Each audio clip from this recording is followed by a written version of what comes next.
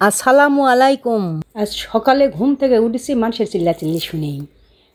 চিল্লাচিল্লি দেখে আমার বাইরে গেলাম, যা দেখি যে কি এমন মেয়ে মানুষের গলা যে গোটা গ্রাম জানা পারবে।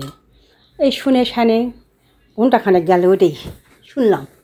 শুনে শানে বাড়িতে আসলাম, আসে তো রান্না করা লাগবে। এখন রান্না কী করব, দেখি যে কিছু তরকারি নেই। তো করলাম কি, ছোটো একটা মুরগির বাচ্চা আছে, ধরে জব করলাম। ধরে জব করে ঘরের পিছনে কচুর গাছ আছে, বড় বড় কচুর গাছ আছে, ওটাই যায় কচুর লাল তুললাম। মোট দিন কচুর লাল তুলে নিয়ে আসে সুন্দর করে কুটলাম।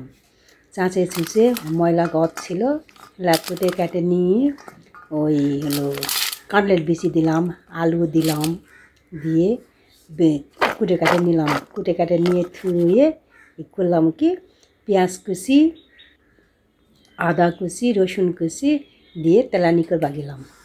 এই তেলানি দিলাম, জাল ধরে দিলাম, পেঁয়াজ কুচি, রসুন কুচি দিয়ে তেলানি তুলে দিলাম। তেলানি তুলে দিয়ে এখানে জাল ধরে দিয়ে করলাম কি, যে কচুরিয়াগুলো ধুয়ে ধায়ে নেই। ধুয়ে ধায়ে নিয়ে এদিকে তেলানিও হচ্ছে, এইদিকে আমারও তরকারি ধোয়াও শেষ। তরকারি ধুয়ে ধায়ে নিয়ে করলাম কি, পেঁয়াজটা সুন্দর করে নাড়াচাড়া করে ওরে একটু লাল লাল করে নিলাম। তেল বেশি দিইনি, তেল বেশি দিলে শরীরের জন্য খুবই ক্ষতি করে, তেল দিলাম না বেশি, অল্প তেলে রান্না করলাম। খাওয়া যায়, অল্প তেলে রান্না করলে শরীরের জন্য খুবই উপকার। তখন ওই অল্প তেল দিয়ে এদিকে পেঁয়াজটা ভালো করে নাড়াচাড়া করে ভাজতেছি। ভাজতে এখনও লাল লাল হয়নি, লাল লাল হলে বলবো কি, ওখানে আরেকটু লাল হবে, লাল এখনও হয়নি, ওখানে একটু জিরা দিলাম, গোটা জিরা দিলাম, ভাজা নয়, গোটা জিরা দিলাম। গোটা জিরা দিয়ে নাড়াচাড়া করতে হবে। দেখতেছি জিরাটা একটু ফুটে গেল, যখন ফোটা ফোটা ভাব, এই মুহূর্তে আমি আরেকটু নাড়াচাড়া করলাম। নাড়াচাড়া করে দেখতেছি এখনও তো হয়নি। তারপরে করলাম কি, ওগুলা সম্পূর্ণ লালগুলা ওই তেলানি ঢালে দেওয়ার পর একটু নাড়াচাড়া করতে হবে, ভালোভাবে মিক্স করতে হবে। পরিমাণ মতো নুন ঝাল লাগিয়ে দিলাম, দিয়ে ধুয়ে নাড়াচাড়া করলাম। নাড়াচাড়া করে এদিকে খাওয়া দাওয়ার এখনও তরকারি হতে দেরি হবে, কষা লাগবে। কষাচ্ছে এখন তরকারিটা কষাতে হবে, প্রচুর কষাতে হবে, কারণ নাল জঙ্গলের প্রচুর নাল মুখ যদি ধরে, তাই একটু কষা হয়। একটু লবঙ্গ সাদা এলাচ একটা করে দিলাম, তরকারিটা ফিরে দিই, যাদের মুখ না দিয়ে নাচতেছি। এখানে বিষ পানি তরকারির যে ধোয়া পানিটা থাকে, ওই পানিটা মরে যাওয়ার পর আমি আবার মাংসগুলো কোথাও রাখতে মাংসগুলো এগুলো আবার ভালো দিয়ে নাচতেছি। সুন্দর করে মিক্স করলাম, সুন্দর করে মিক্স করে ভালো করে নাচতেছি।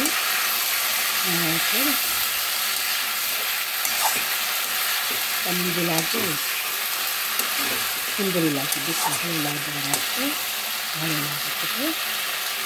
নাড়াচাড়া করলাম, করে দিচ্ছি সামান্য একটু পানি দেবো, অল্প একটু, বেশি না, অল্প একটু পানি দিয়ে আবার নাড়াচাড়া করে একটু পানি দেবো। ওখানে অল্প একটু পানি দেওয়ার পর ঢাকন দিয়ে ঢাকা রাখতে। তারপর আবার 3 থেকে 4 মিনিট পর আবার ঢাকনাটা দিয়ে করে নাড়াচাড়া করে দিতে হবে, নাহলে যে লাল একটু মুখ ধরাটা সব ভালো লাগে। সেই জন্য একটু কষা রাখাটা বেশি করে কষায় নিয়ে করবো কি, সুন্দর করে কষায় নিলাম। কষায় নিয়ে একটু পানি দিয়ে ঢাকা রাখতে। এদিকে আবার শুনতেছি ওরা আবার বলে বইকালে ছেলেরা বলে গন্ডগোল লাগবে, এটা আসুক বাড়িটাকে আসুক দেখাতে হবে।